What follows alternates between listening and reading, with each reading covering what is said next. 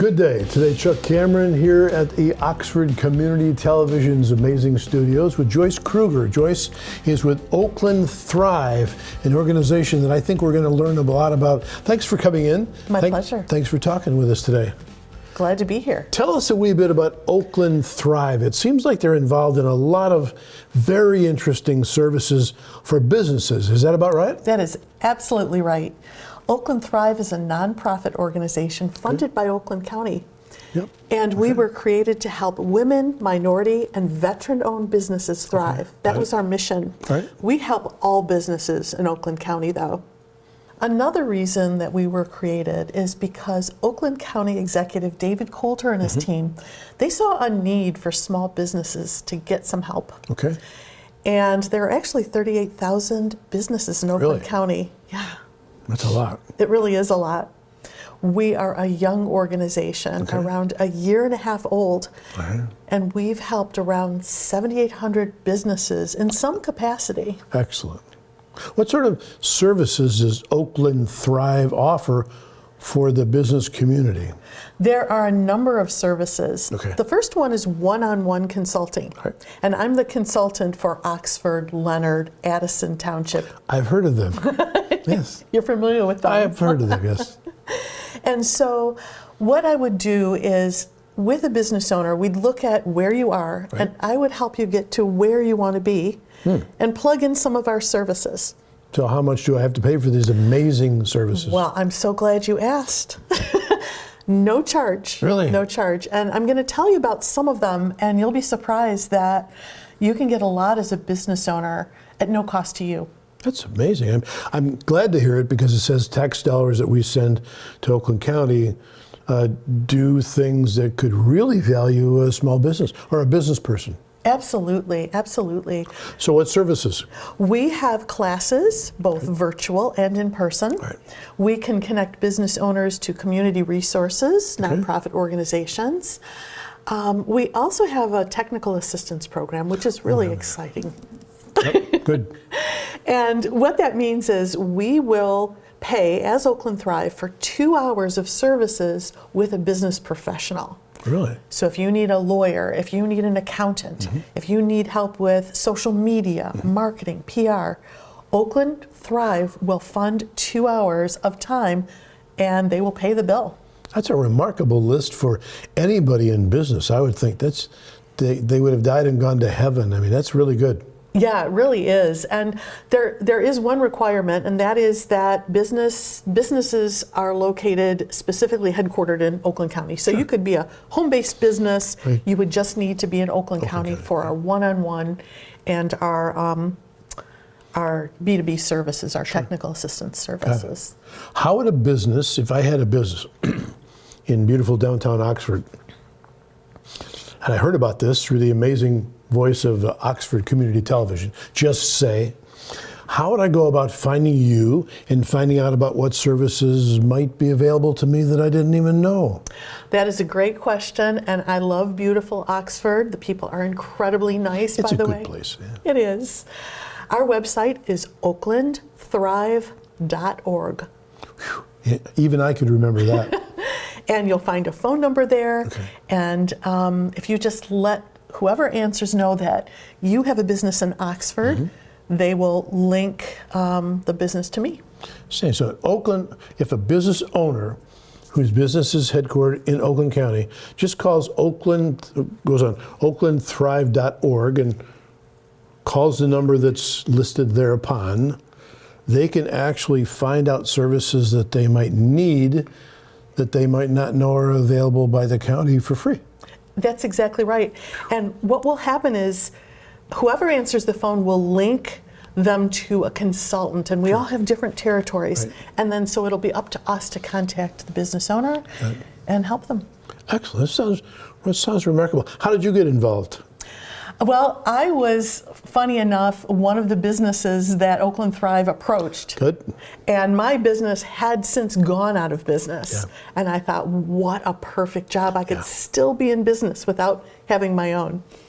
So somebody else, and Oakland County has some fairly deep pockets. You don't have to fund everything yourself if you have the county behind you, and they're paying you to help other businesses. What a win-win. It really is. It's almost too good to be true, Yeah. and sometimes people actually feel that way. Like, is this real? But it really is.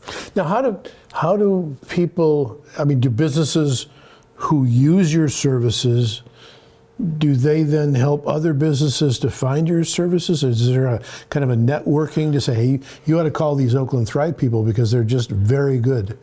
I hope so. Okay. We don't have a formal network, but we're hoping as we help businesses, the word will spread. Got it. Why was this program initiated?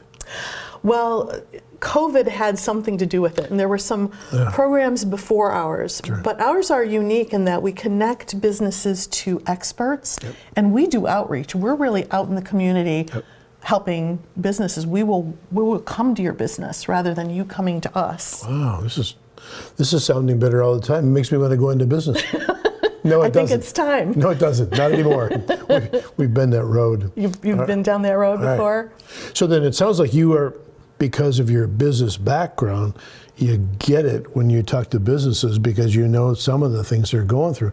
They're talking to a person who knows rather than an expert from the government who's here to help. Is that about right?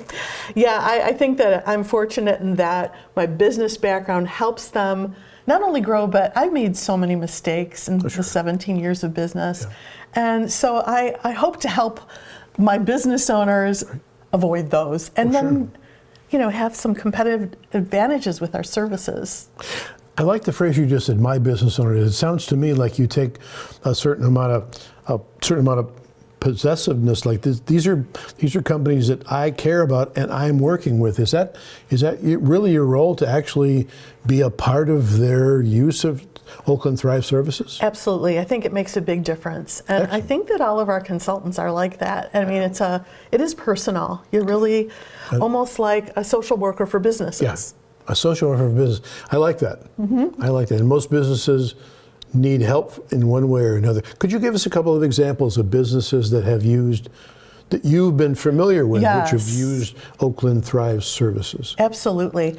It's very interesting because in Oxford, one of the big needs is help with social media. And in my generation, I didn't grow up with social media. Right. So many of the success stories are around creating a LinkedIn profile. We had a customer who hadn't done that before. I have a business owner who built a Facebook profile but didn't really ever post. So we have this wonderful social media consultant who took her step by step. How do you do this? Yeah. And she's got some really good stuff on there now. She's improving her following as well. If you find a success, it's encouraging to try a little more. But if you don't know the water, you don't want to swim. That's right. It's overwhelming to people. Yeah. And we've also had success when it comes to attorneys. So we've had one of the business owners is looking to lease a building. So one of our attorneys was able to take a look at the lease and review it to make sure it was to the benefit of the business owner. It's remarkable. Now, are these attorneys and techies and others, are they employees of Oakland County? Or how do you get those connections? Yeah, that's a great question. They are actually our partners. So they have their own businesses and we contract with them. Yeah. And they're probably wise to offer services through Oakland County because that develops networks within the county that can't hurt. That's right. That's right. It improves their exposure for sure. So you guarantee massive profitability increases in the first several weeks, do you? Oh, no. Oh, you don't? Oh, okay. Just wanted to be sure. Well, it sounds like you're knocking down walls that stand in the way of people thriving in Oakland County. Did you like what I did with that? I did. That sounds great. You seem to be in a good place.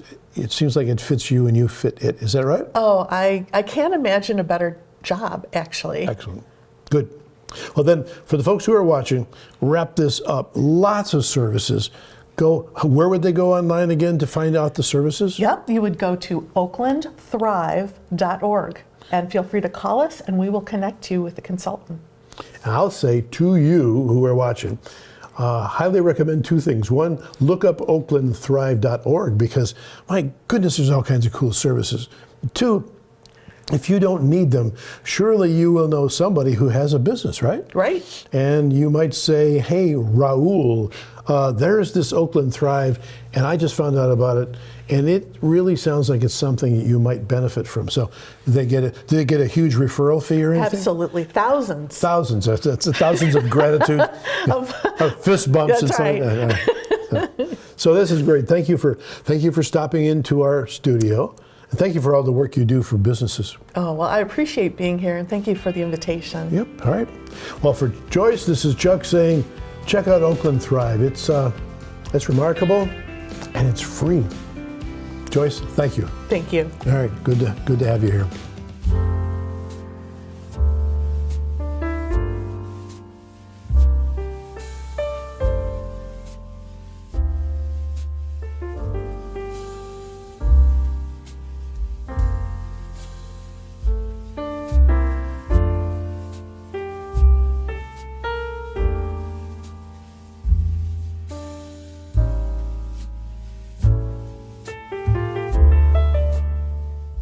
Hi everyone, I'm Jebediah Calhoun. I'm here with Taryn and Tatum Moore.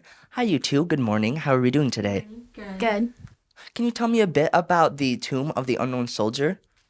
We wrote an essay about what it means to us, and the teachers selected the best essays they thought that would like to lay the wreath on the Tomb of the Unknown Soldier. That's exciting. Can you guys tell me a bit about how you're feeling about being chosen? I feel pretty good. I don't know, I feel fine. Just excited. Are you anxious at all? Not really. I was at first, but no, I'm not. Yeah, just excited. Yeah. I'm excited, and I'm also anxious. Yeah, it's a really big deal. It's really important. It's a good opportunity that you guys, were granted.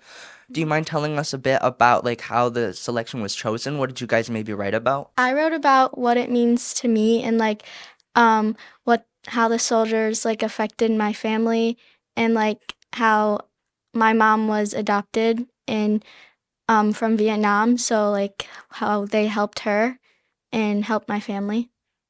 Okay, yeah, powerful familiar connections. That's really good. It's nice that you guys have such you're able to connect it to your personal lives and something like that. It makes it a little more powerful, I feel. Is there anything else that you two would like to add to the people watching at home? No. No, no problem. Thank you guys so much. Congratulations again for being chosen, you two. Thank you.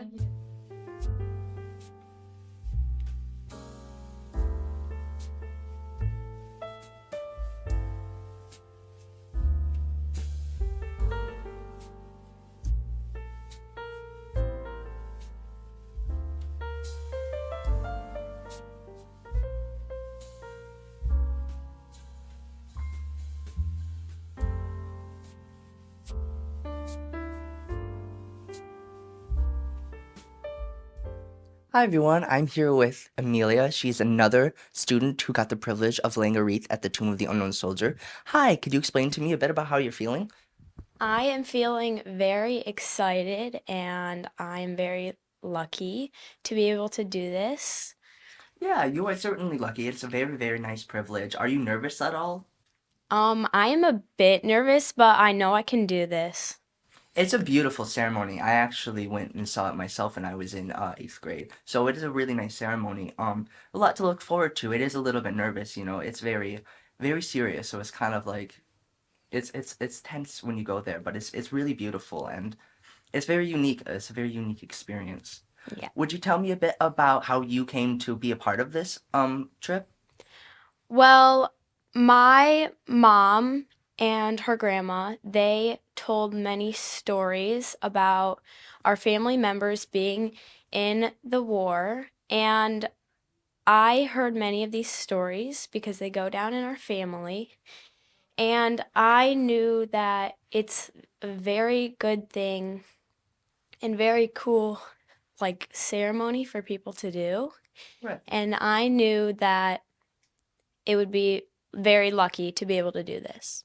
Well, good on you for seizing such an amazing opportunity because not a lot of people, would stop and give it much thought, I feel. And, like you said, it is very important, and it's very good to keep doing. Will you tell me a bit about just like why you wanted to be a part of it other than that? Like just I knew that other people did not get the privilege to do things like this, and they are very like sad about if their family members died, or even if it wasn't their family members. And I knew that it would just be a good thing to represent it for others. Yeah, that's very noble of you. I appreciate you. Is there anything else that you'd like to add to anyone watching at home? Hi. Uh, Thank you again. That was perfect. You're doing something that's, amazing, and I'm glad that you're aware of how important it is. It's good. Thank you again for the interview. Thank you for having me. No problem.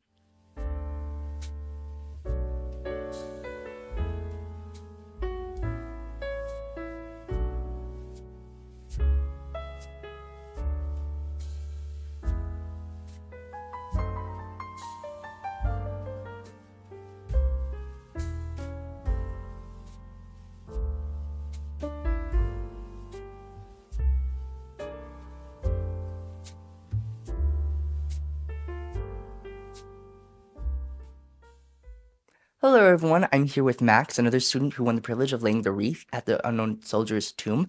Hi, Max. Would you mind explaining to me what exactly the ceremony is? The ceremony is me and four other people will lay it, the three other kids before me, and a guard. We will walk up to the stand and we will place it there, and we will wait for a guard to play the trumpet of the national anthem. And then we will walk off and continue our day. Perfect. That sounds beautiful. Alright. Would you mind explaining to me what brought you on, like what made you want to join this trip? Yeah, I wanted to join it because my Uncle Louis died a couple days before, and he was one of my favorite people who served in the military. He served for World War II. And I really wish that I could have showed him this because I was going to email him because he lives all the way in New Jersey. We are probably going to go to his memorial after, and I'm going to have a good time and show people my essay. Yeah, that's very beautiful. It's very personal. Every student that is attending, has been very personal for them, and it's very beautiful to see because it just it's the personal connection that drives it and makes it more powerful, I think. Would you mind telling me a bit about your essay? What exactly did you write about? So I wrote about military heroes in my family. I went all the way back to the 1600s to get some people. Wow. People from all across different wars like World War II, World War I, even some people from the Mayflower times Oh, wow. and the Revolutionary War. And some of these people, you could say they could have been on the Mayflower. They could have helped George Washington Right. because your family diverses over time. For sure. And I think, if I recall, I wrote about 16 different members in my military family, and also one current in my Uncle Jesse. That's perfect. That's beautiful. And it's like I said, it's that personal connection that makes it even more powerful. And you went above and beyond to show that, not only do you acknowledge them, but you honor them, right? And that's what the whole point of the wreath laying is about, Yes, it is. to honor them and everyone, not only the family, but just everyone in general who's lost their lives, I think it's very powerful. And like I told Amelia, it's good that you recognize, how powerful it is. And I appreciate that. Is there anything else that you would like to add to people at home who may be watching? Yeah, my dad really helped me yesterday with like asking like a couple questions for me to answer, and I'll just like to give a shout out to him. And my mom, who she helped me find these people in my family because she does like she finds graves of people Oh, wow. Okay. and like helps other people find someone Wow. in their family. So she has a lot of knowledge on people like I'm that. sure. That's invaluable help. It is. Yeah, that's really it. Perfect. Thank you so much. All right, thank you.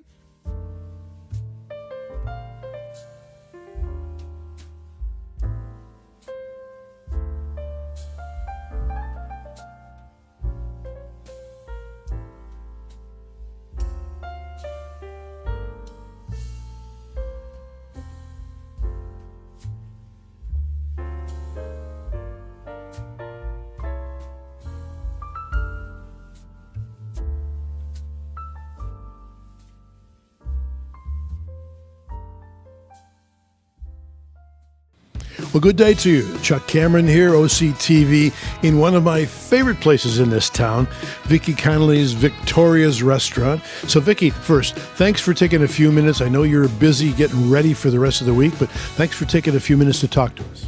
Chuck, always my pleasure. I always have a few minutes for you. Couple of things, Vicky, I wanted to ask you about. First of all, rumor has it that you've been doing this restauranting in Oxford business for 25 years, which means you must have started when you were 11. I don't know how you do that. Tell me about 25 years. That's a long time to be in one town and seeing all kinds of changes to your operations. Tell me a little bit about the process, the story, whatever you want to say about that. Actually, Chuck, it's 28 years. I I started I opened the doors in August of 1997. So, but I was in here working, getting the building ready. It was a vacant building. It had never been a restaurant, so it took quite an undertaking to get it ready to roll. But I opened August 1997. How did you end up this particular building? Oh, it's funny. I drove by this building on my way home from work, and it was vacant. It had a sign in the window, and it kind of just always, it sounds funny, but it always just kind of called to me. And so I made it was for rent, and I made an appointment to take a look at it, and it just kind of fell into place after that. So you're 28 years here, lots of changes. Can you give me an idea or two or three what's changed from your perspective as far as menu and strategy? I know it's a lovely place now. Has this always been your goal to have something really special? Yes, it's always been my goal. I think when I look back and I think about what motivated me to start my own restaurant, I wanted to give everyday people a wonderful fine dining opportunity. And I think we're more a little casual spot than fine dining. But my background was Macus restaurants and Chuck Mirror restaurants. And so my background had been fine dining. But I thought people need to celebrate and be in a beautiful restaurant, not just for their birthday, but for the everyday meals.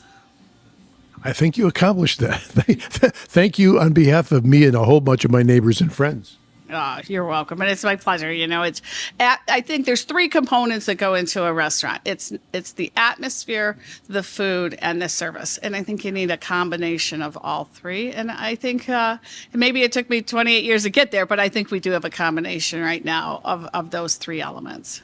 Well, the atmosphere stuns me. I just love it here. It reminds me of places I've been in Europe, which are intimate and small and snug and kind of wonderful. How do you decide what cool foods to serve us here? Well, that's a good question. And because we're small, we're kind of limited to what we serve. We can't serve everything. You know, in the early years when you were asking me when I first came to town, oh my gosh, everybody couldn't believe that I didn't have a burger and fries. They couldn't believe it was a non-smoking restaurant. This was before there was the non-smoking ban. They couldn't believe I didn't have TVs. But all those elements, I wanted to provide something different. I mean, there's such a great diversity of restaurants down here now, but I wanted something like you had said, something a little more special, something European. Our food is very healthy and fresh, so I didn't think smoking in the restaurant it didn't go really with the vibe I was trying to create. And how I create my specials today is really with the season. So as the weather gets colder, people want things that are warmer. We're bringing back our short rib, mashed potatoes, some hearty soups and stews. You know, soups are one of my specialties, so we make a lot different soups during the heartier winter months. Also, just what's good and what looks good and what people are craving. Our guests usually kind of tell us what they miss and what they want. So, and then we have to take, what's in season. So we switch to root vegetables, potatoes, rutabagas, carrots, some heartier things, some squash dishes, and some of the lighter things that are no longer in season, we kind of have to put away till spring. Well, then we have to come back in spring. Always. We're here 4 seasons. Notice that we're going to have to come back in spring.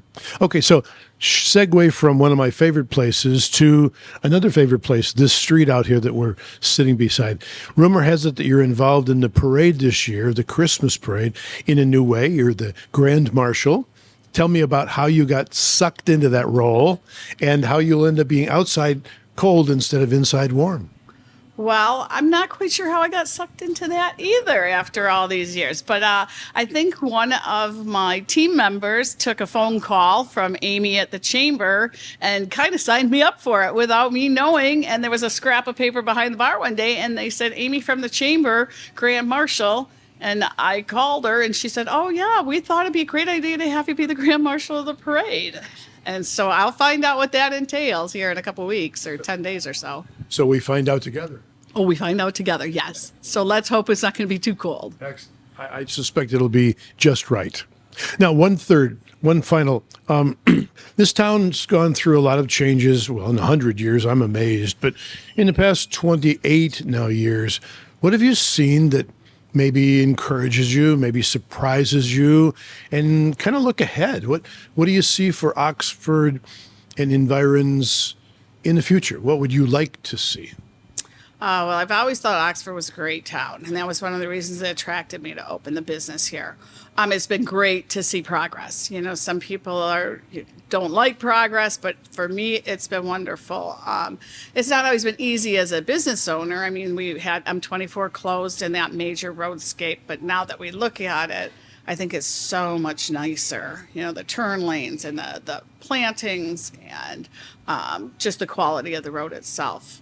I love to see more businesses and merchants down here. So when I first came to town, it was a little bit more maybe like an attorney's office, an insurance office, not so much, you know, walkability downtown kind of businesses. And we've got really some great stores down here, fantastic array of bars, entertainment, you know, the movie theater, couple breweries. So I love the fact that there's kind of something for everyone. Everything from Irish to Chinese to, you know, the gravel cap. And it's just, you can spend a whole evening down here or a whole afternoon. As I was walking up the back, I was again reminded of how nice it is in the back coming off the alley, and what all the work that was been done. We interviewed you in the fall when that wonderful little alleyway opened up, and it's kind of refreshing. It's not, this is the back of a store. This is a kind of a nice place to be.